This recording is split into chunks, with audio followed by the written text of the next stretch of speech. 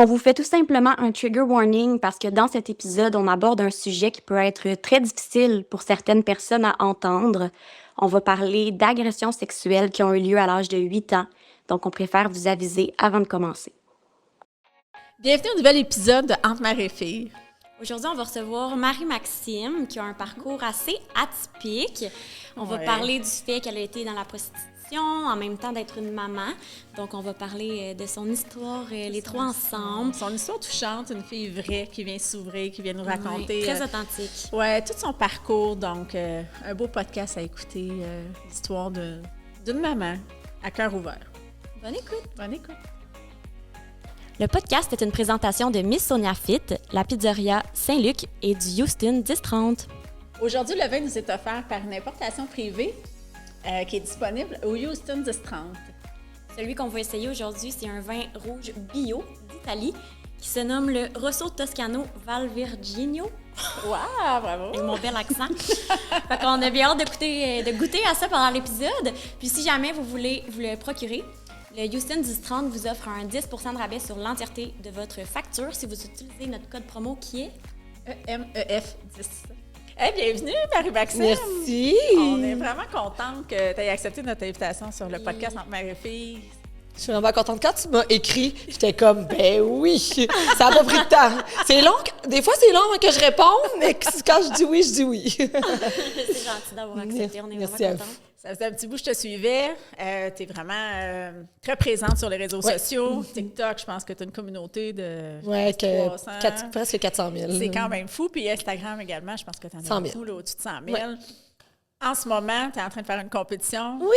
Écoute, la coach à la fête de fitness. Oui! Moi, je peux pas mais c'est pour ça, quand tu m'as invitée, j'étais comme, c'est sûr là, que ça va être incroyable, ce podcast-là. C'est ça, moi, j'en parle. Écoute, là, tu es 2 weeks out, je pense. Oui, t'as 3. Fait que c'est bientôt. C'est très bientôt. Tu es déjà ready Stage ready. Les veines te pètent ses bras, les Regardons, cartes d'épaule. on est prête. T'es prête.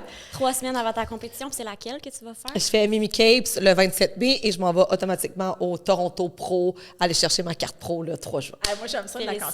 Je m'en vais chercher ma carte pro. Yeah, ouais, puis si je gagne, peut-être compétitionner pro le lendemain aussi parce que le pro show est toujours le lendemain du... fait qu'on checkera, on verra. Ben, vous allez ça. Non, moi, j'ai compétitionné en 2013-2014. Okay. J'ai prep aussi 2015. Fait que je connais tout le processus. Oui. Je fais un comeback, dans le fond, 9 ans plus tard. Mais, tu sais, j'avais comme tombé dans la consommation de drogue et tout. Fait que j'avais vraiment beaucoup de potentiel à ce moment-là. Puis là, je m'en vais juste rechercher ce que j'ai pas été chercher il y a 9 ans. Écoute, c'est vraiment cool. Yes, sir. Et là, c'est ton anniversaire aujourd'hui. Oui! Écoute, on va faire un cheers. On tient à préciser que Marie-Maxime est sur l'eau, évidemment. Le petit Perrier, même. Un petit Perrier, voilà. Fait que merci! 33 ans. L'âge du Christ, hein, je pense. Oui, c'est ça, l'âge du Christ. Exactement. Regarde. Et là, je sais que tu es en prep, Marie, mais on veut quand même que tu souffles. Oui! Un petit shortcake au frère. Si tu veux, hein? Oui, c'est ça, OK. Tu fasses ton souhait. Puis là, faut voir. OK, attends, tu peux le sentir. Gagne, elle peut pas le manger, mais il faut qu'elle non, mais c'est parce que je vais pas le démolir parce que je vais le ramener chez moi puis le faire congeler. Et je vais vraiment le manger après ma compé parce que tu m'as dit que c'était vraiment full... Tout à fait. Il est anti-allergène, il est sans gluten, sans lactose. J'ai vraiment appris... Merci, vous êtes... Sachant que... C'est une bonne idée de le congeler comme ça. Ben oui, je vais pouvoir le manger. Ben oui. Exact. Fait que, voilà. Puis pour... le souhait, écoute, je te souhaite la carte pro, évidemment. Ouais, je sais même pas souhaiter ça. Je suis donc bien... En tout cas, moi, je vais te le souhaiter. On va se croiser les doigts. Tu as vraiment le potentiel. Je travaille vraiment fort. Oui, on te suit ces réseaux, on voit ça, on suit toute ta prep. Là, on a décidé, moi puis James, dans le fond, moi, je suis entraînée par James Ayotte de Team Atlas, puis on a décidé qu'on ne montrait plus mon physique jusqu'à la compétition. Là, fait que regarder la surprise. Ah oui, surprise. Puis le bikini aussi. Le bikini, oui. Mon bikini est en confection, il va être prêt demain. Fait que... C'est qui fait ton bikini? Sylvia Tremblay. Sylvia Tremblay, celle qui a fait mon premier maillot. Oui, dans le fond, Sylvia, je la connais, ça fait longtemps, elle m'a entraînée il y a 10 ans. Puis elle m'a approchée pour collaborer avec moi pour faire mon maillot de compé. Moi, je lui ai dit quelle sorte de maillot que je voulais. Puis elle a dit aucun problème, fait qu'elle me fait exactement mon maillot de pro. Écoute, elle est tellement fine en plus. Tout. Oui. C'est vraiment cool. On a bien hâte de voir ça. On va continuer à suivre, assurément. Et là, écoute, Marie-Maxime, tu as tout un parcours, tu as toute une histoire qu'on a envie. Mais aujourd'hui, vraiment, Oui, on veut en apprendre davantage sur toi, mais j'aimerais ça qu'on parle de maman. Oui. Parce que t'es mère. Oui, je suis mère d'une fille qui va avoir 14 ans au mois d'août. Écoute. Une belle grande fille, Annabelle, qu'elle s'appelle. En ce moment, moi, je suis créatrice de contenu, je suis influenceuse, nouvellement entraîneuse aussi. Je vais commencer à entraîner après ma compétition. Ça fait environ 2 ans et demi que je suis sur les réseaux sociaux, où je me suis montée des communautés, parce que c'est comme un peu ça qui m'a sauvé la vie. J'étais dans la drogue, l'alcool. Ça fait 8 mois exactement que je suis rendue sobre. Fait que c'est ça. Fait que j'ai un parcours tumultueux qu'on va parler aussi. Ouais. J'étais dans la prostitution, j'ai été vraiment dans les gros problèmes de drogue, d'alcool, troubles alimentaires et tout. Fait que j'ai beaucoup... mes réseaux sociaux m'ont aidé vraiment à extérioriser vraiment tout ça pour maintenant aider d'autres gens qui ont ces problèmes-là puis aller chercher de l'aide, dans le fond. Puis c'est quand même assez incroyable parce que là, tu expliques ton parcours à travers les réseaux puis tu me dis que ça fait juste 2 ans et demi puis tu as monté toute cette grosse communauté-là en moi, quand je suis arrivée... moi, depuis que je suis toute jeune, j'avais toujours rêvé d'être connue. Genre, moi, dans la vie, je voulais devenir populaire puis là, je ne savais pas comment faire. Fait que là, quand TikTok est arrivé, genre, j'ai vu comme l'opportunité. Fait que je suis comme... C'était avec TikTok. Tout a commencé avec TikTok. Tout a commencé avec TikTok, exactement. Ah, ben écoute, c'est vraiment j'ai fait une vidéo à un moment donné, puis là, il a fait comme full de vues. Tu sais, la vie, maintenant, là, 2 ans et demi plus tard, je me rends compte que la vie, c'est pas avoir des vues, là. Ouais, mais à ce moment-là, je veux dire, comprenez-vous? À ce moment-là, fait que là, j'étais comme, à tous les jours, à la même heure, je vais poster. Puis j'étais assidue, puis j'ai commencé à faire des lives. Ça a payé, garde, comment ça l'a monté. Ta communauté est incroyable. Ma communauté est incroyable. Incroyable. J'ai une communauté. Tu as des fidèles, puis on aime ton côté vrai et authentique, puis tu nous partages tout. Puis tu as beaucoup de Q&A aussi, pose-moi une question. Je pense que tu es vraiment transparente avec tout le monde. Puis je suis beaucoup plus sur TikTok que sur Instagram. Puis je fais beaucoup de live. Puis moi, je trouve ça important de montrer sa vraie personne. Que ce soit dans les bons ou les mauvais côtés. Tu sais, moi, j'arrive autant arrangé que tout décalissé. Tu as le droit de dire ça dans votre podcast? Oui, parfait. Excusez, on comprend pas. Le côté authentique. Authentique. Tu sais, moi, j'aime ça montrer vraiment que dans la vie, on peut avoir eu de la misère, qu'on peut s'en sortir, que c'est normal d'avoir de la misère, mais que c'est normal aussi qu'il faut s'en sortir. Tu sais, j'ai perdu ma fille, moi, à cause de des gros problèmes, tu sais, pendant une couple d'années. Fait que, tu sais, je parle beaucoup de ça pour que s'il y a d'autres parents qui ont des problèmes de consommation, d'alcool, des dépendances affectives, tu sais, il y en a qui pas juste la drogue puis l'alcool, mais qu'elle cherchait de l'aide. Pour pas qu'ils se rendent jusque-là. Fait que quand ils écoutent, admettons, une Marie-Maxime parler, ben peut-être que ça peut leur ouvrir des cloches, dans le fond. Tu vois le côté humain, le côté humain en arrière de ça. Exact. Vraiment authentique. Puis là, tu dis, bon, OK, que ça a été difficile pour moi, puis on part du tout début, là, Marie-Maxime. Petite, mettons, ça ressemble à quoi ton enfance? Oui. C'est rare que j'en parle. Petite, moi, mes parents se sont séparés à l'âge de 4 ans. Ça a tout le temps été de la chicane, la putain de merde. Et vraiment, mon père, à moi, il est bipolaire, vraiment, vraiment, vraiment. Ma mère est vraiment aussi, elle a des troubles un peu comme les miens, là. TPL un peu beaucoup, là, je pense. Est-ce que tu es proche de tes parents aujourd'hui? Je suis semi-proche de mes parents. J'étais déjà beaucoup plus proche, mais à un moment donné, il a fallu que je fasse des choix dans les derniers temps. Tu sais, moi, je me suis guérie. Moi, j'ai travaillé sur moi, mais dans la vie, c'est pas tout le monde qui font ça. Fait que je pense qu'il y a d'autres mondes autour de moi. Puis, tu sais, moi, je connais mes défauts, je connais mes torts. J'ai pas toujours été blanche comme neige, mais il y a certaines choses que j'ai plus envie d'avoir dans ma vie. Fait que j'ai fait des choix. C'est bien d'être capable de dire, regarde, je me choisis aussi, puis je m'éloigne, puis je me rapproche de d'autres personnes. Exactement. Là, je vais juste faire une parenthèse. J'ai la bouche sèche. Vous allez sûrement vous en rendre compte, c'est que j'ai des nouveaux médicaments pour mon TDAH. Ma dose était... Ça l'a séché la bouche. Ça la sèche en tabarouette. Je suis passée de 40 à 80 ce matin. J'ai l'impression que c'est le désert. Ouais, c'est ça. Faut que tu bois. Ça n'a pas de bon sens. Du Strattera. Ah, pareil. Je prends du 80 mg. 80, ça va. Même chose. Hey, ça décape, hein? Ah ouais, c'est fort, ça, un moyen temps. Ça décape, mais je me sens pas plus concentrée, par exemple. Il y a le monde qui disent, là, tu peux faire un bac en psycho si tu prends ça. Non, tu peux pas faire de bac en psycho. Faut que tu te concentres sur les bonnes affaires. Si tu te concentres à passer à la balayeuse, tu la passes en tabarnak, la balayeuse. Si tu te concentres, je te jure. Oui, mais quand je l'oublie, par exemple, ça paraît hey, j'ai mal au cœur. J'ai mal au cœur, regarde. Ouais, en tout cas. Bref. Fait que, on est bien dosés, ça, tes gagnes. Tu disais, bon, c'est ça. Fait que tes parents, ton père était bipolaire, ta mère était. Oui, exactement. tout ça. Fait que tu as été élevée quand même par des parents. Ça t'a-tu Ben, mes parents, c'était des bons parents, par exemple. Tu sais, on n'a jamais manqué de rien. On a fait full de sport. Tu sais, je veux dire, on vivait bien, on manquait de rien pantoute. Mais quand on vit dans chicane, ben c'est pas tout le temps évident. Tu sais, fait qu'il y avait beaucoup de chicanes dans ton énormément milieu, de chicanes. Fait qu'à l'âge de 11 ans, on était déjà en cours pour savoir, mais là, va vivre chez papa, va vivre chez maman. Tu sais, grosse affaire. Puis, c'est ça.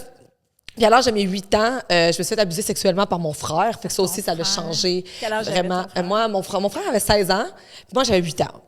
OK, quand même. Fait que quand même, ça a duré quand même sur une longue période, quand même. Mais je peux pas vous dire combien de temps. On dirait que c'est comme un trou vraiment mort. Que t'as oublié un peu. Sûrement le cerveau oublie ou je sais pas. J'étais jeune aussi quand même. Oui, quand même. As-tu d'autres frères et sœurs? Oui, j'ai 4 frères en tout. T'as 4 frères. Oui, exact. Puis, Quand même.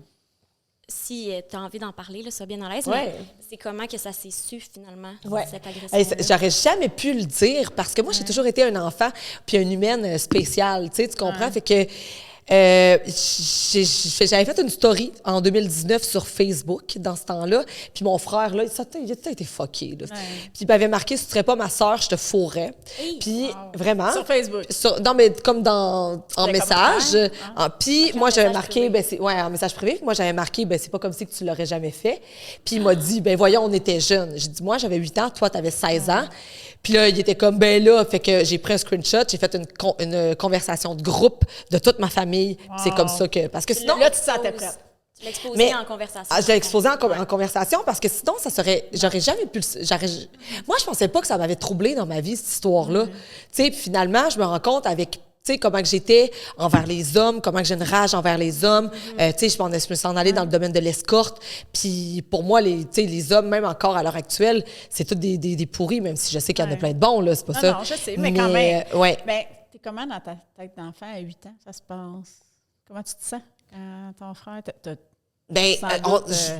Tu réalises sûrement pas ce qui se passe. Je réalisais pas qu'est-ce qui se passait parce que, admettons, là, je me revois. Tu sais, dans le temps, là, c'était comme des matelas fleuris, là. Tu sais, mes frères faisaient jamais leur lit. Puis j'étais assise sur le matelas-là, puis je me souviens de ce qui se passait, mais est-ce que j'aimais ça? Est-ce que j'aimais pas ça? On dirait que j'y retourne. Oui, c'est ça, exact. Fait que, tu sais, je peux dire. Mais ça m'a fait développer des troubles vraiment dans la. Tu sais, quand même, j'ai tombé en amour, moi, quasiment de mon père. J'avais des visions vraiment comme actées sexuellement, genre avec mon père et tout. Tu sais, ça fait vraiment développer des affaires fuckées dans la tête. Puis, fait que c'est ça. Fait que, tu sais, grosso modo, plus qu'on vieillit, quand on vit ça, quand on est jeune, la sexualité, ça vient fucker, là. Ça s'est arrêté quand, tout ça? Ça s'est arrêté... lui, il est retourné au pavillon quelques années plus tard, puis ça doit s'avoir arrêté à peu près là. Au pavillon? Lui, au pavillon pour les jeunes délinquants. Là. OK. C'est vraiment quand lui a quitté la maison, dans le fond. Ouais. Mais en plus, je me souviens que ma mère, elle avait descendu dans le sol des fois. Tu sais, ma mère... Super de bonne mère, mais elle a manqué sur bien des affaires. Mais tu sais, je veux dire, on n'est pas parfait, là. Puis je me souviens qu'elle était descendue puis elle avait dit, vous n'avez plus le droit de fermer la porte. Puis ça m'a marqué parce que je me suis dit, est-ce qu'elle savait? Elle avait peut-être des doutes. C'est ça. Ouais. Est-ce qu'elle savait puis elle réagissait pas? Exact. Et puis après ça, il m'amenait comme dans l'établi de mon beau-père, dans le fond, sur le béton à terre. C'est une conversation que tu as déjà eue avec ta mère. Tu t'es jamais douté de ce qui peut se passer? Non, parce que ma mère... J'ai pas envie d'avoir cette discussion-là avec elle parce que quand ça s'est su, elle a continué quand même de parler à mon frère comme si rien n'était. Puis moi, il y avait arrivé une autre situation dans ma vie où elle m'avait comme délaissée. Fait que j'ai comme eu l'impression que ma mère avait toujours une jalousie envers moi, même encore aujourd'hui. Dans le fond... ça se peut. Oui, ça se peut. Ça se peut parce qu'il y avait un moment donné... Parce que, tu sais, on va en parler parce que là, on parle... C'est ma fille... J'avais comme 12 ans, puis j'avais les dents extrêmement croches. Non, j'étais plus jeune que ça un peu. 9 ans. Puis j'étais assis dans les escaliers en haut de chez nous. Tu sais, dans le temps, les maisons, c'était du tapis, fait que ça faisait pas de bruit. Puis j'étais assis, puis je me souviens que ma mère avait dit à son 3e chum qu'on a connu dans sa vie, là, si ma fille, j'y aurais pas fait arranger les dents, j'aurais fait l'école à la maison tellement qu'elle était laide. Puis ça m'avait vraiment marqué. Fait que moi, dans ma tête, je pense que... Puis, ouais, tu sais, ça joue sur ton estime. Ça joue sur mon estime, mais mon père a toujours été, lui, full, là, de ce côté-là. Fait que c'est comme ça. Puis, tu sais, ma mère m'a encore appelé tantôt pour ma fête, puis j'ai pas répondu. J'ai comme... Une certaine rancune. Ouais. La relation mère-fille, ça peut être complexe. Personnellement, pas que j'ai embarqué là-dedans, mais moi non plus, j'ai pas une relation super proche, mais j'ai déjà coupé les ponts avec elle, on a repris contact. Ouais. On s'aime beaucoup. Mais attends, mais là, tu sais, ta mère, pas moi. ma mère. C'est pas clair, là. On dirait que tu parles de nous deux. Non, moi, j'avais Avec ta compris qu'elle parlait mère. de sa mère. OK, avec ta J'ai mère. dit ma mère. Ma mère, mais tu sais, ça veut pas dire qu'on les aime pas. Des fois, c'est juste Ouais. les affinités ou ce qu'elle t'apporte aussi. Exact. Tu sais, quand tu dis, là, je pense à moi, puis à un moment donné, tu as un choix à faire Exact. aussi. Est-ce que c'est quelque chose qui est bon pour moi?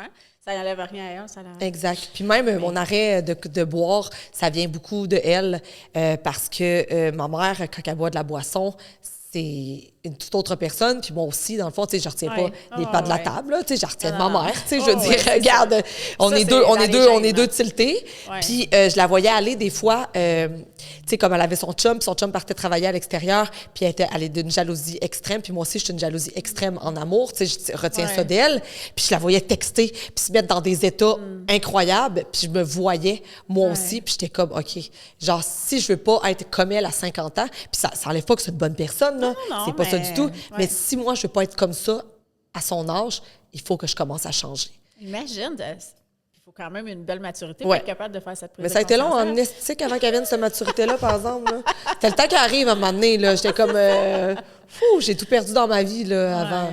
Mais c'est pas grave, on apprend. Puis... Oui, parce que moi, je suis une femme super mature. Là. Je t'écoute dans tes lives, je t'écoute dans tes réflexions, dans tes commentaires, puis je me dis, hey, écoute, la fille, elle a appris, là. Elle a compris plein de belles... Moi, là, j'arrête pas de dire à tout le monde aurait une raison de se lever le matin en broyant. Tout le monde aurait une raison de se lever le matin et d'être en tabarnak. Puis tout le monde aurait une raison de vouloir pas aller travailler parce que, tu sais, tu comprends, peu importe. Fait que lève-toi du pied droit.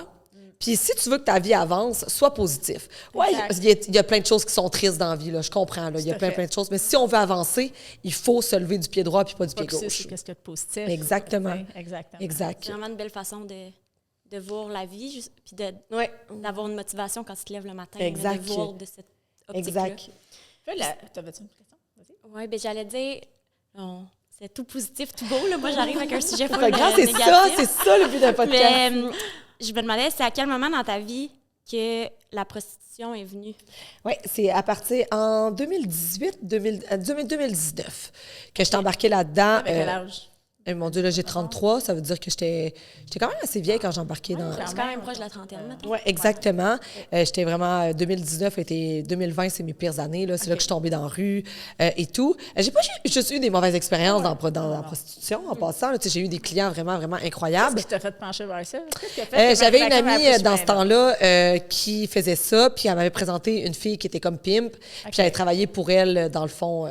J'étais vraiment perdue, j'avais besoin d'argent. Fait qu'elle était là, puis elle dit, tu pourrais venir faire ça. Oui, mais non, mais tu sais, elle me prenait... c'était épouvantable. Je faisais comme 10-12 clients dans une nuit. Écoute, elle me prenait 50 $. Fallait que je paye en plus mon chauffeur. Fait que... Au final, C'était pas trop payant. C'était pas trop payant, mais quand tu as besoin d'argent... Ouais, je sais.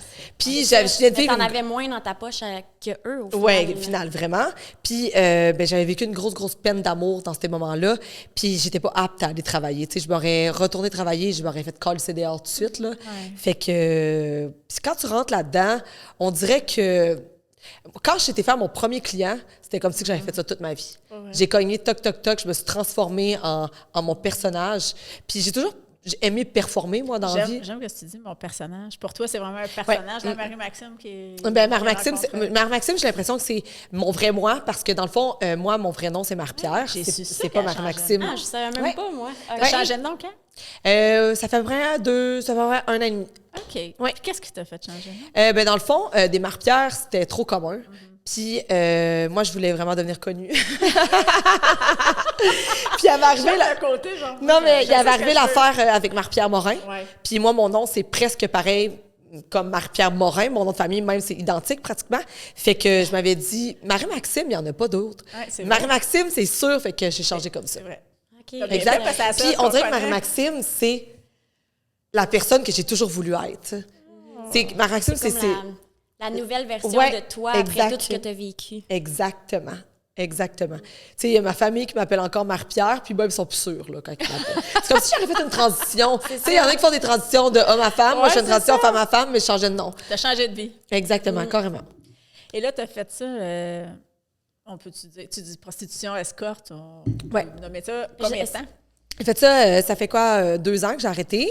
Mais après ça, j'ai commencé de OnlyFans. Mais j'ai été travailler dans des agences et tout. Puis à la fin, je suis tombée indépendante. Fait que je travaillais pour moi-même. J'étais comme vraiment escorte de luxe, si on veut dire. J'avais des gros clients. J'ai encore des contacts, même avec eux. Je vois plus de clients. Mais tu sais, j'ai gardé des bons contacts quand même. Toujours bon, hein, les contacts de oui, clairement, clairement. Ben écoute, ça peut faire des bons contacts. Ta fille, tu l'as eu à quel âge? 18 ans. OK. Puis comment tu as vécu ça? Être dans la prostitution, dans ce milieu-là, en ayant un enfant? Bien, dans le fond, c'est une très bonne question. Ma fille n'était pas avec moi dans ces moments-là. C'est dans le moment où que ma vie allait pas vraiment bien. Fait que son papa me l'avait comme retiré. Puis dans le fond, je remercie la vie parce que ma fille, elle n'a jamais eu connaissance de tout ça. Elle n'a pas été impliquée dans ça. Non, jamais. Puis premièrement, on n'habitait pas dans la même ville, fait qu'elle n'aurait pas pu. Puis son papa, après, était inquiet quand même de me la laisser parce qu'il pouvait... Puis c'est correct, mais tu sais, moi, j'ai toujours été de bonne mère, j'ai jamais négligé ma fille, sauf que j'avais des problèmes, tu sais, au niveau mental, tu sais, de consommation et tout, fait que c'est mieux que ma fille voit pas sa mère dans un état comme ça. Exact. Fait que ça a pris 2 ans avant que je revoie ma fille, et ça a été un gros moment très pénible dans ma vie. Mais on avait contact toujours. Okay. Contact par téléphone. Oui, par téléphone, par FaceTime, tout le temps. Mais je pense qu'il a fallu qu'il arrive ça pour qu'on se rapproche, pour que je réalise beaucoup de choses dans ma vie. Parce que quand je t'ai retrouvée après 2 ans, c'était... Ça devait tellement être le plus beau jour de ta vie. OK, puis raconte-nous comment ça s'est passé. Je suis descendue avec mon père, on est allé sur la Côte-Nord, parce que ma fille habite là. Puis on s'est... Tu sais, on se parlait tellement souvent que j'avais pas l'impression que ça faisait aussi longtemps. Puis tu sais, le monde, on apprend à vivre avec la situation aussi, hein. C'est épouvantable. On s'adapte. Mais quand je l'ai vu, c'était comme si on dirait qu'on s'avait jamais quitté. Fait que on a passé un beau week-end, puis c'est comme ça qu'on s'est Est-ce revu. que ta fille était consciente? Quel âge elle avait là, dans ce temps-là? Dans le fond, tu me dis que... Peut-être 10 ans, genre? 9?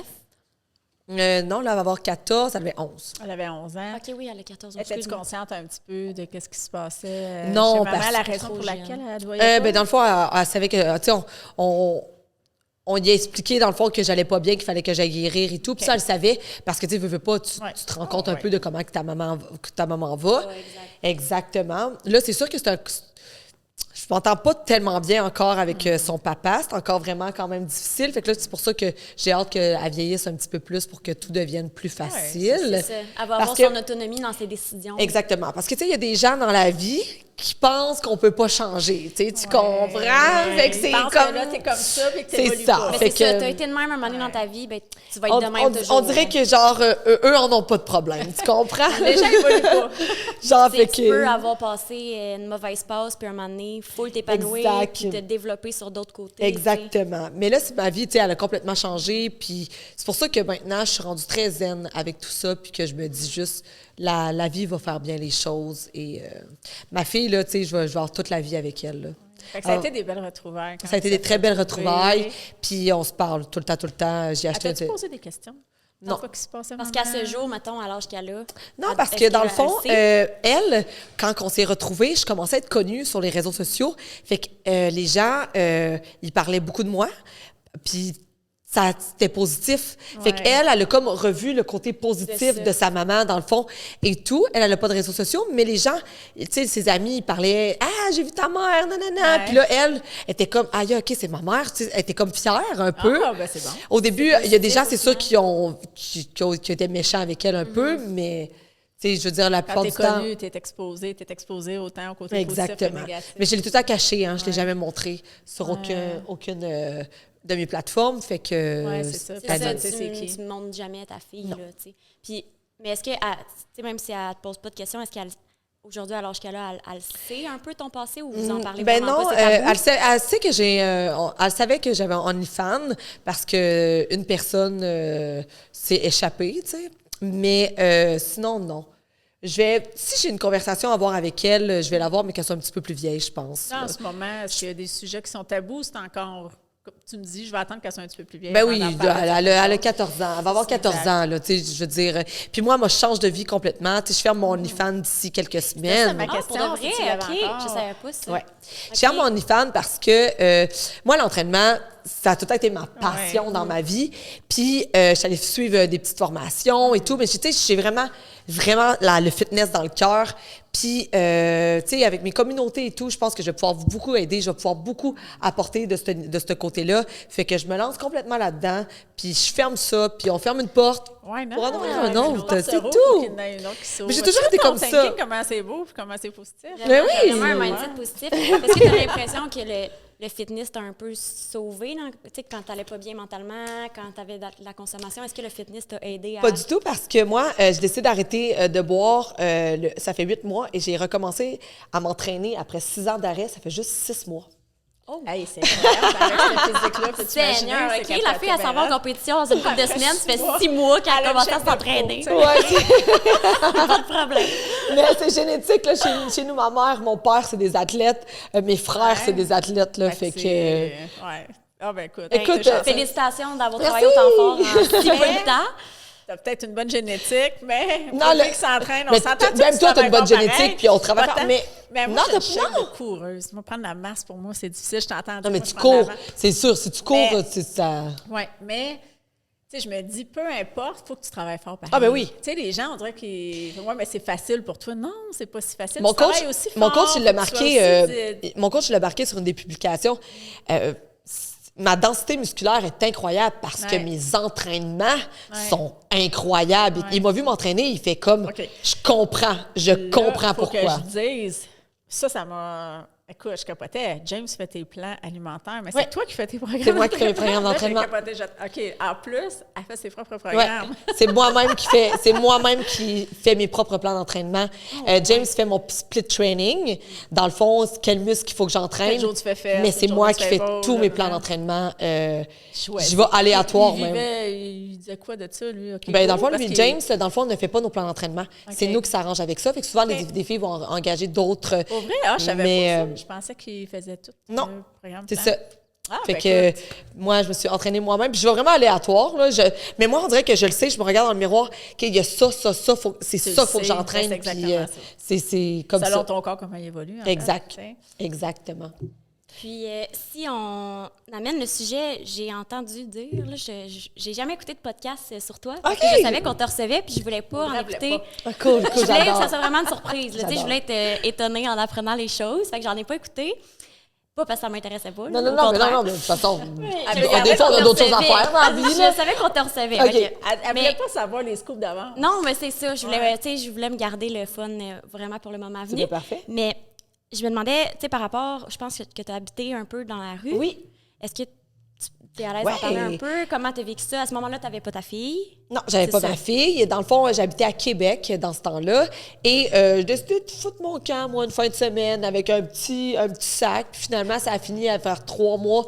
Mais dans le fond, ce qui est arrivé, c'est que je déménageais le 1er septembre. J'ai oublié d'aller déménager mon condo tellement que j'étais défoncée puis gelée sur le speed puis sur n'importe quoi dans Hochelaga de divan en divan. Fait que je suis tombée plus de maison, plus de linge parce que je me suis réveillée comme 1 mois et demi plus tard. Puis eux, ça avait tout débarrassé de mes choses. Fait que j'avais un petit pack-sac. 1 mois et demi plus tard? Oui, 1 mois et demi plus tard. J'étais tellement défoncée. Je dormais pas du tout. Je faisais des psychoses toxiques à tout bout de champ. Tu consommais quoi? Ah, du speed à côté, là. Mais tu sais, du speed de rue, là. Ouais, genre, tu sais, genre 28 speed dans un week-end à un moment donné. Je te jure, je pense qu'à ce moment-là, je voulais mourir. J'étais tannée. J'étais vraiment tannée de vivre. Puis je me suis dit, ben, tu sais, je peux pas craquer Chris à un moment donné, je vais pas crever là. Non, mais j'ai jamais crevé. Genre, j'étais tout le temps en forme. Tu sais, que c'est ça le pire. Fait que, ben, en forme, pas psychologiquement, vraiment pas. Ta consommation, elle a commencé quand? À l'âge de 14 ans. À 14 ans? À 14 ans, je suis tombée dans l'anorexie et on m'a fait découvrir la pinotte dans ce temps-là. Mais la pinotte dans ce temps-là, ça s'appelait de la ice, c'est du speed. Ma fille, tu prenais une speed, tu perdais une grandeur de culotte dans ta journée, là, tellement que ça te faisait fondre. Tu avais chaud, là.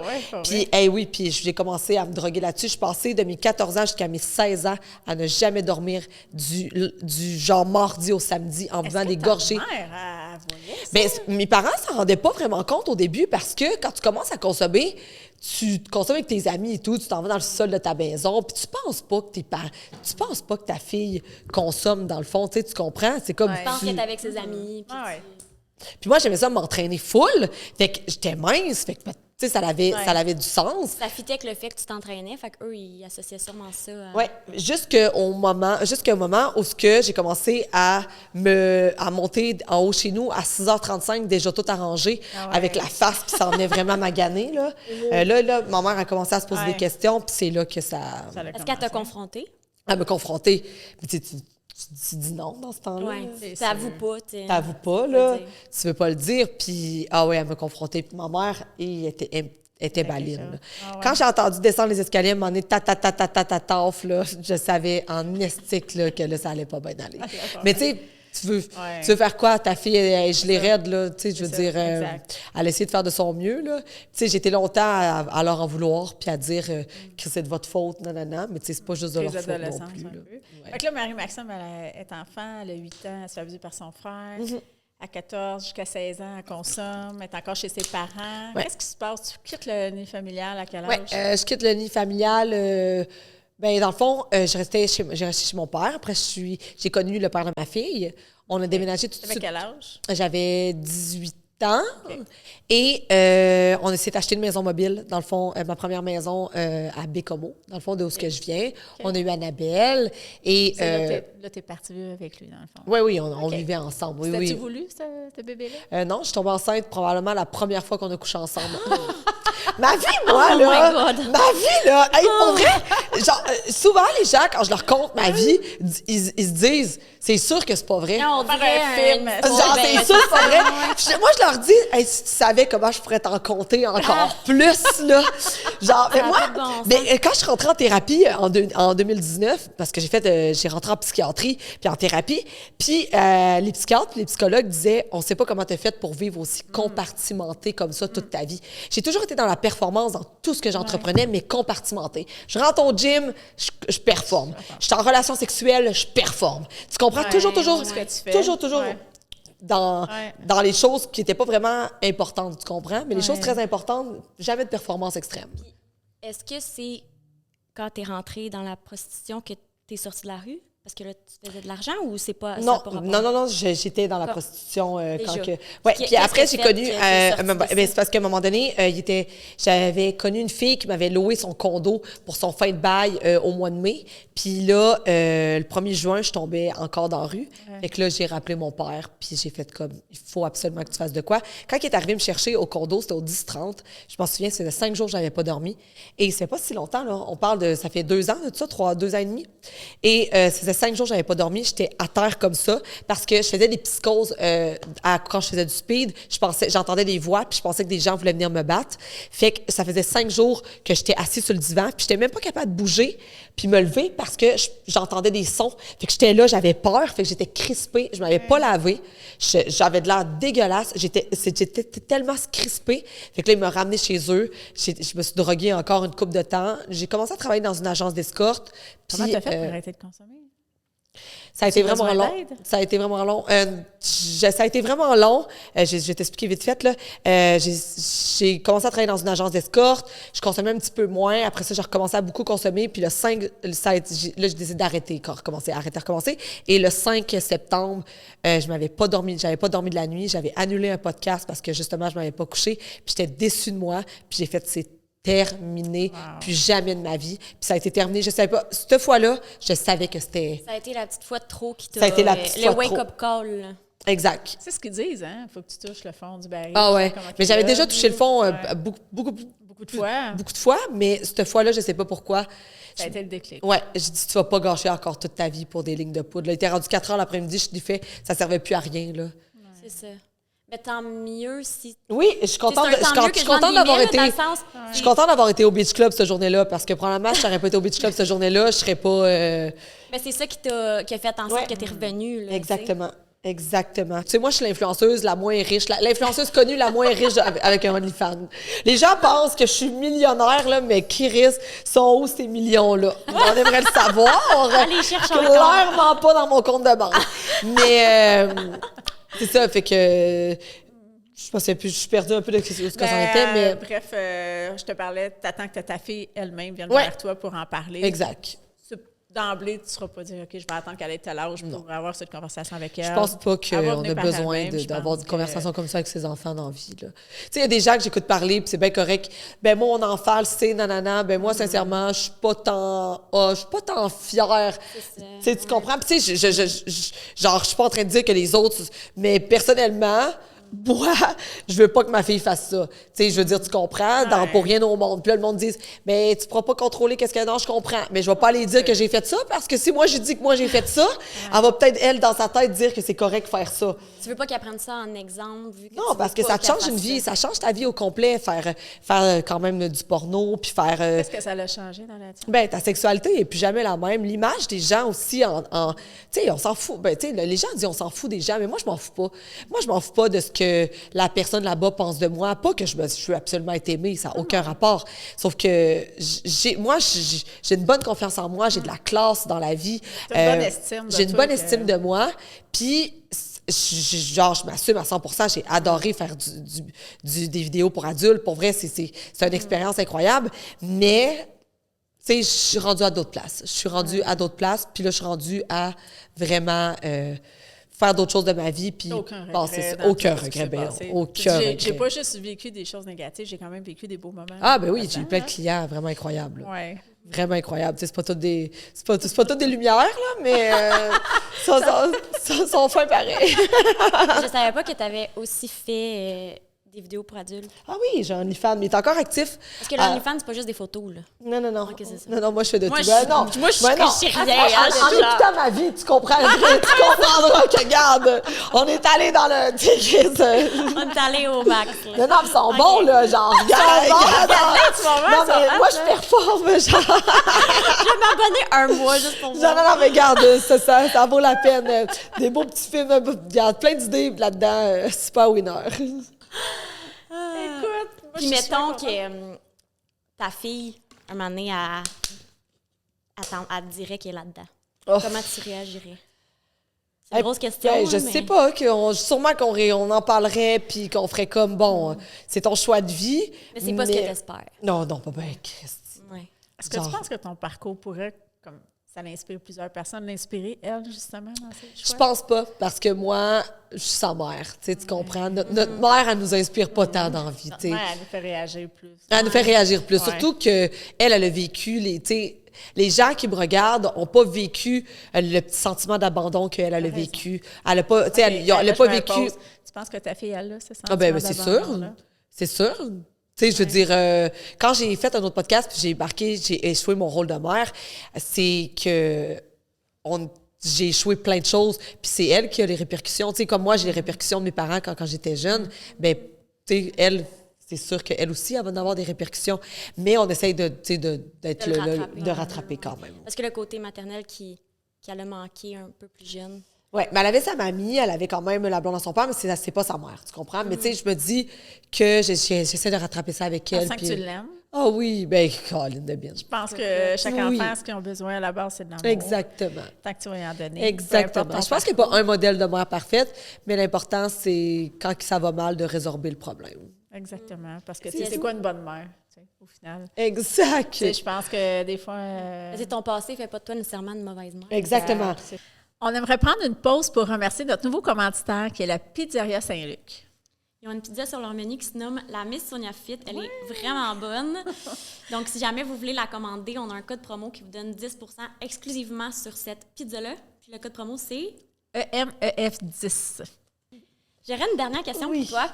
Je reviens un peu sur le sujet qu'on a parlé tantôt, mais est-ce que tu penses que l'agression que tu as vécue dans ton passé aurait fait en sorte que ça t'a hyper sexualisé à un plus jeune âge? Oui. Oui, parce que j'ai tout le temps eu, à partir de ce moment-là, des pulsions sexuelles quand même jeunes. Puis ça m'a quand même fucké. Tu sais, je veux dire, toute ma vie sexuelle a été... j'ai été sais, ma première relation sexuelle a été avec un joueur. Tu sais, il y avait la ligne junior majeure là, dans ce que je venais, dans un party, dans un sous-sol par un des gars. Mais le gars, il est super correct, là. Lui, il est super correct en passant, là. Il le savait pas, là. Fait que, tu sais, ça a été ça. Tu sais, fait que tout mon parcours a été... Après ça, la sexualité était vraiment hard. J'aimais ça me faire frapper. Tu sais, je sais qu'il y a du monde qui aime ça, mais de cette façon-là, me faire botter, de me faire... Puis j'aimais ça aussi faire mal à l'autre pour, justement... Ça te défoulait un peu Puis par c'est drôle parce que c'est rage depuis... que t'avais envers les hommes. Exact. Puis depuis 1 an, ma sexualité, elle s'est vraiment, vraiment beaucoup adoucie. J'ai appris vraiment à apprécier. Tu sais, sans se faire l'amour, genre baiser, mais de façon plus douce, saine. Genre vraiment, ça, vraiment. Puis ça, c'est vraiment hot, là, quand tu découvres ça après full d'années. As-tu vu comment t'évolues? Est-ce que ta confiance envers les hommes... Non, c'est un gros travail. C'est ça, encore aujourd'hui, c'est un enjeu. J'ai de la haine. Là, aujourd'hui? Non. Non. Ça fait 5 ans et demi que je suis toute seule. Hey, moi, ça fait 5 ans. Oh yeah! Mais est-ce que c'est voulu? Oui, j'avais beaucoup de travail à faire sur moi. Okay. Puis je me rends compte que j'ai énormément de travail encore. Je suis extrêmement jalouse en amour. Puis c'est de la jalousie, c'est une jalousie vraiment... je sais pas de où ce que ça sort, là. Sûrement du sentiment où ce que j'avais... Tu sais, je me suis fait crosser souvent dans ma vie. Fait que mais ça va venir. On va consulter. Puis... mais mais que je trouve le bon, sûrement, que ça va être... Est-ce que tu te sens prête à voir quelqu'un dans ta vie? Là? Je serais prête, mais on dirait que je suis pas prête à donner le temps. Ouais. Vraiment que ça soit la même personne. Je serais prête, j'aimerais ça, mais j'aimerais ça qu'il soit pas tout le temps là. Ouais. J'aimerais ça qu'il soit... À temps partiel. Non, mais à temps partiel, j'ai pas vraiment beaucoup de temps, mais moi, je peux pas savoir qu'il voit quelqu'un d'autre en même temps. Tu comprends? Fait que c'est beaucoup... T'as aussi bien de rester tout seul. Là, quand t'es dans le fitness, puis que ta vie, c'est juste compétition, bien manger, bien exact. On s'entend-tu que c'est déjà dur de trouver quelqu'un? Puis il y a aussi, moi, ma vie, c'est virtuel. Hein? Tu sais, moi, je me sens jamais seule parce que je parle à 25 000 personnes par live, par jour, tu comprends? Fait que moi, je suis toujours, constamment avec des gens, même si je suis toute seule, puis j'ai mon petit chien aussi, là, que je parle sans arrêt, mais elle s'appelle Livia Maxime en passant. Ah, Livia Maxime! Fallait que je le dise, c'est un petit pog. Fait que c'est ça, fait que c'est pour ça que je suis constamment, tout le temps, en performance et tout sur les plateformes, fait que... Il faut quelqu'un qui accepte aussi le fait que... Ben c'est ça, non, il n'y aura pas personne qui va accepter. Oui, aussi ça, c'est notre affaire. Il n'y a pas personne qui va accepter. Non, il y a ça, notre affaire. Tu vas attirer le bon gars qui va accepter. Oui, exactement. J'aimerais ça avec un beau grand sportif, là. Genre football, la Ligue nationale, je sais pas, quelque chose de même. Mais merci beaucoup d'être venu parler avec nous. On apprécie vraiment. Puis pour te remercier, puis pour ta fête, en même temps, on a un petit cadeau de la part de Chuchote-toi, qui est une petite compagnie québécoise. C'est bien cute. Attends, j'ouvre ça directement. Une compagnie qui vient de Saint-Philippe. Comment ça s'appelle? Chuchote-toi. Chuchote-toi. Oui. Ils ont plein de petits produits que vous pouvez commander en ligne. Je sais Attends, je vais la sentir quand même. C'est bien cute! Avec notre logo. Avec notre logo dessus. Puis dessus, il y a plein de petites décorations. Ils sont vraiment cute. Oui, c'est ça. Oh my God, ça sent vraiment bon. J'adore les chandelles. Puis vous avez un code promo EMEF15 si vous voulez économiser un 15 sur votre Pour vrai, ça sent vraiment, vraiment très bon. Je l'ai même pas senti, puis j'ai une draft. Chuchote-toi, gang. Chuchote-toi, c'est important d'encourager local, les petites compagnies. Là. Fait que, merci à vous merci, pour ce petit moment-là. Il y en a plus. Il y en a plus. Bonne chance. Écoute. Non, c'est pas grave. Il y en a une petite. Bonne chance, ta merci. Carte pro, on se reparle. On te le souhaite. Merci. On te suit sur les réseaux, assurément. Puis écoute, on va te souhaiter d'être heureux. Merci. Salut.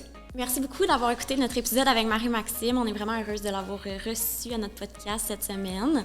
Donc, n'oubliez pas d'aller vous abonner à nos chaînes. On est autant sur YouTube, Apple Podcasts, Spotify. Donc, on se revoit la semaine prochaine.